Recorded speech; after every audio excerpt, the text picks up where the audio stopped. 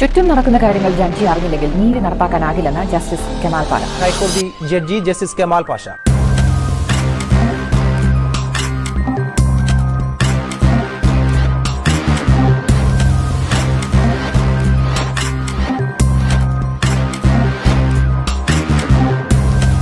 രാജാവ് മഗ്നനാണെന്ന് വിളിച്ചു പറയാൻ ആരെങ്കിലുമൊക്കെ വേണ്ടത്.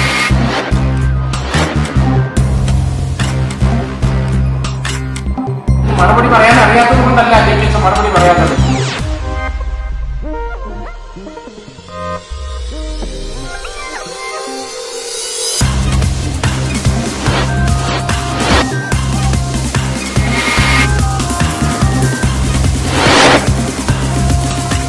ശബ്ദമില്ലാത്തവരുടെ ശബ്ദമായി ഞാൻ നിങ്ങളിലേക്ക് വരുന്നു.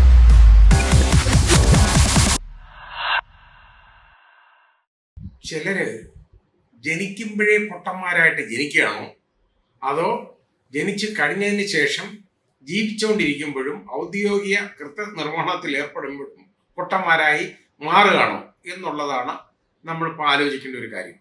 ഞാനിത് പറയുന്നത് യഥാർത്ഥത്തിൽ ആ വാളയാറിലെ കുഞ്ഞുങ്ങളുടെ കാര്യത്തിൽ ഞാൻ വീഡിയോകൾ ചെയ്തിരുന്നു.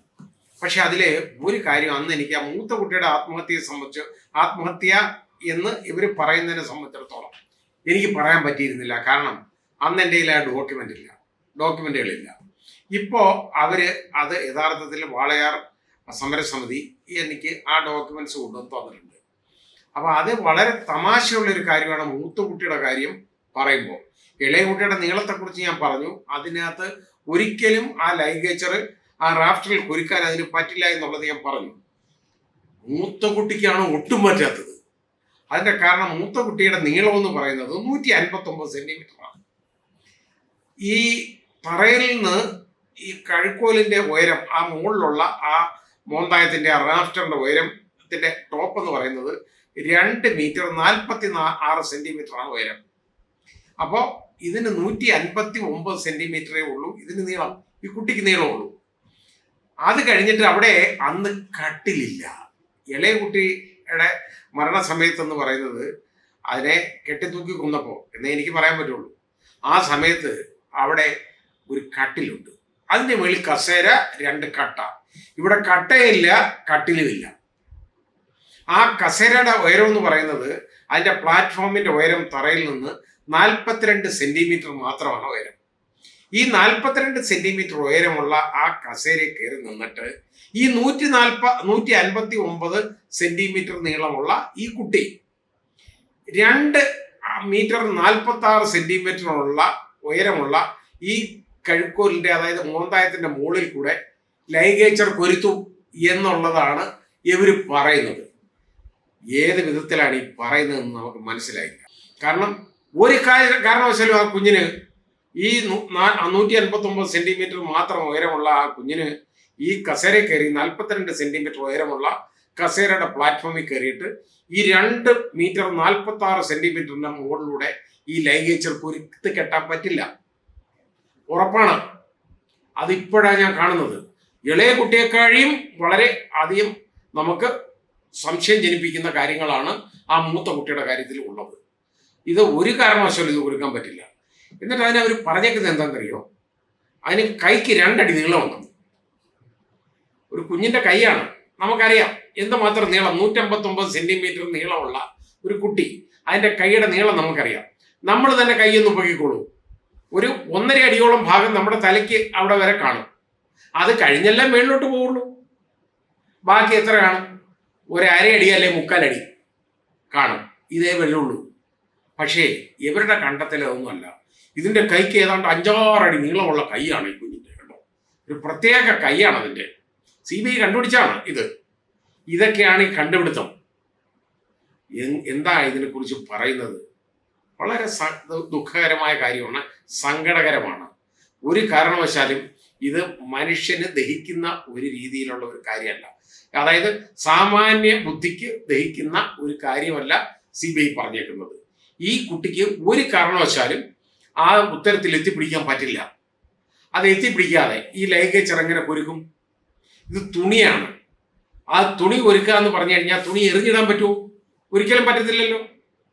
വേറെ എന്തെങ്കിലും, അതായത് ഒരു കമ്പിയോ അതുപോലുള്ള കാര്യങ്ങളൊക്കെ ആണെന്നുണ്ടെങ്കിൽ മുകളിലൂടെ ഇങ്ങനെ പൊരുത്തെന്ന് പറയാൻ പറ്റും. ഇതൊരു യഥാർത്ഥത്തിൽ ദുപ്പട്ടയാണ് അത് തൂങ്ങി മരിച്ചേക്കുന്നതായിട്ട് കാണിച്ചേക്കുന്നത്. അത് തൂങ്ങി നിൽക്കുന്നത് കാണിച്ചേക്കും. തൂങ്ങി മരിച്ചെന്ന് ഞാൻ പറയുന്നില്ല, ശരിയല്ല, തൂങ്ങി മരണമല്ലത്, ഉറപ്പാണ്. പക്ഷേ അതൊരു ദുപ്പട്ടയാണ്. അതിൻ്റെ മെറ്റീരിയൽ, അതിൻ്റെ കയ്യിൽ നിന്ന് അതിൻ്റെ ഫൈബർ കിട്ടിയിട്ടില്ല, അതൊന്നുമില്ല. അതിൻ്റെ കഴുത്തിൽ നിന്ന് അതിൻ്റെ ഫൈബർ കിട്ടിയിട്ടുമുണ്ട്. അപ്പോൾ ഇതിനെ കെട്ടിത്തൂക്കി കൊന്നതാണെന്നുള്ളത് യഥാർത്ഥത്തിൽ സത്യസന്ധമായ ഒരു കാര്യമാണ്. അപ്പോൾ ഇവര് ഏതെങ്കിലും വിധത്തിൽ അന്വേഷണം അവസാനിപ്പിക്കുക എന്നുള്ളത് മാത്രമേ ഉള്ളൂ ഇവരുടെ മുമ്പിലുള്ള അജണ്ട. അല്ലാതെ അന്വേഷിച്ച് കണ്ടുപിടിക്കണമെന്ന് അവർക്കില്ല.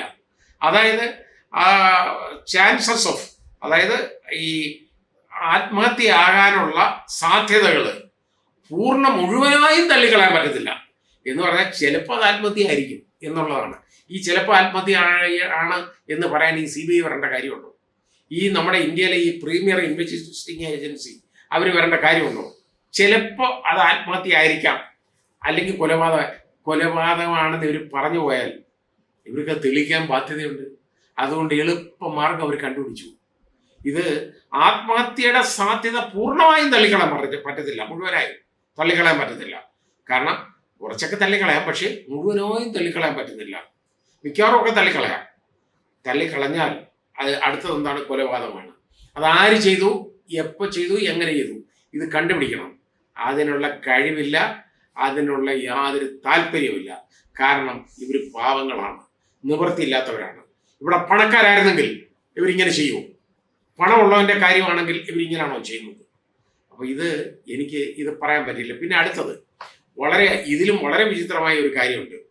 ഇവിടെ ഈ ഒരു മെഡിക്കൽ ബോർഡിനെ രൂപീകരിച്ചിട്ട് അവർ റിപ്പോർട്ട് കൊടുത്തു.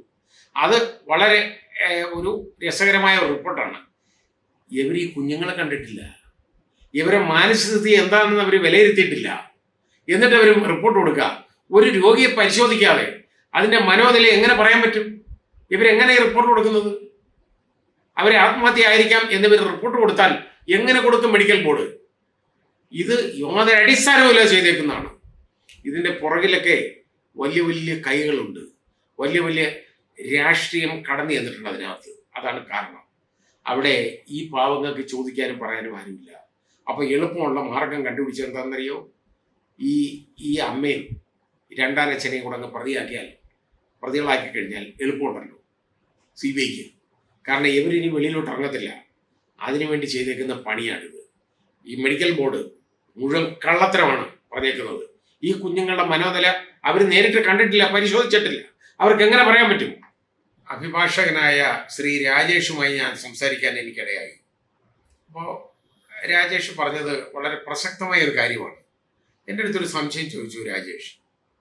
സാർ, ഒരു രോഗിയെ പരിശോധിക്കാതെ ഒരു ഡോക്ടർക്ക് എങ്ങനെ ആ രോഗിയുടെ സിറ്റുവേഷനെ കുറിച്ച് പറയാൻ പറ്റും?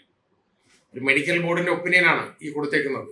ആ മെഡിക്കൽ ബോർഡിൻ്റെ ഒപ്പീനിയനാണ് ഈ വിലക്കെടുത്തിട്ട് അതേപോലെ വിഴുങ്ങിയേക്കുന്നത് CBI.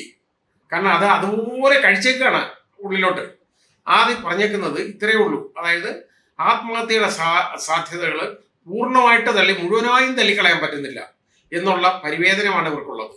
അപ്പം ഇവർ വരുമ്പോൾ ഇങ്ങനെ പറയുമ്പോൾ ഈ ഡോക്ടർമാരുടെ കാര്യം ശ്രീ രാജേഷ് ചോദിച്ചത് വളരെ പ്രസക്തമാണ്. ഒരു രോഗിയെ പരിശോധിക്കാതെ, ഒരു മെൻ്റൽ ഇൽനെസ് ഉള്ള ഒരാളെ അല്ലെങ്കിൽ മനോനില ഒരാളുടെ പരിശോധിക്കാതെ എങ്ങനെ ഒരു ഡോക്ടർക്ക് പറയാൻ പറ്റും, ഒരു മെഡിക്കൽ ബോർഡിന് പറയാൻ പറ്റും ഇതിൻ്റെ സാധ്യതയുണ്ടെന്ന്? ഒരിക്കലും പറ്റില്ല. ഇത് രണ്ട് കുട്ടികളെ ഇവർ കണ്ടിട്ടില്ല, ഈ മെഡിക്കൽ ബോർഡിലുള്ള ആരും കണ്ടിട്ടില്ല. അവരുടെ സ്വന്തം അഭിപ്രായം പറഞ്ഞുകൊണ്ട് വല്ല കാര്യമുണ്ടോ? ഒരിക്കലുമില്ല. അപ്പോൾ ഇത് നമുക്ക് മനസ്സിലാക്കേണ്ട കാര്യം എന്ന് പറയുന്നത്, ഇത് നേരെ ചൊവ്വയൊന്നും ചെയ്തിട്ടുള്ള ഒന്നുമല്ല. ഏതെങ്കിലും വ്യക്തി കൈ എഴുതിയിട്ട് അവരുടെ തലയിൽ നിന്ന് ഇത് എടുത്ത് കളയണം. അവർക്ക് വയ്യ, അവർക്ക് ചെയ്യാൻ പറ്റില്ല. അല്ലെങ്കിൽ ഇതിൻ്റെ പുറകിൽ വളരെ വലിയ രാഷ്ട്രീയമായ പിടിപാടുണ്ട്. ഇതിലേതെങ്കിലും കാര്യങ്ങളെ ഇതിൽ സംഭവിച്ചിരിക്കുള്ളൂ. ഒരു കാരണവശാലും ഇത് ഒരു സൈക്യാട്രിസ്റ്റ് ആണെങ്കിൽ ഈ രോഗിയുമായിട്ട് ഒരുപാട് സംവദിക്കണം, സംസാരിക്കണം, കമ്മ്യൂണിക്കേറ്റ് ചെയ്യണം. എന്നിട്ട് മാത്രമേ അയാൾക്ക് അത് ഒരു ഫൈനൽ ഒപ്പീനിയനിൽ എത്താൻ പറ്റൂ. ഇവർക്ക് മാനസികമായിട്ടുള്ള എന്തെങ്കിലും പ്രശ്നം ഉണ്ടാവില്ലെന്ന്. അല്ലാതെ ഈ രീതിയിൽ ചുമ്മാതെ എന്തെങ്കിലും എഴുതി കൊടുത്തുകൊണ്ട് കാര്യമായില്ല. ഇത് മുഴുവൻ തെറ്റാണ്. ബാക്കിയുള്ളവരുടെ മനോനില ആലോചിച്ച് ചെയ്യാൻ പറ്റുമോ? അവരെ അവരുടെ മനോനിലയെക്കുറിച്ച് എഴുതി കൊടുക്കാൻ പറ്റും. ഈ കുഞ്ഞുങ്ങളുടെ കാര്യത്തിന് അവർക്ക് എങ്ങനെ എഴുതി കൊടുക്കാൻ പറ്റും? അത് മുഴുവൻ കള്ളത്തരമാണ്. ഇത് ശരിയല്ലാത്ത കാര്യമാണ്. ഈ ചെയ്തേക്കുന്ന മുഴുവൻ അനീതിയാണ്. ഈ കുഞ്ഞുങ്ങൾക്ക് നീതി ഇനിയും ഒരു മരീചികയാണ്, അകലെയാണ്.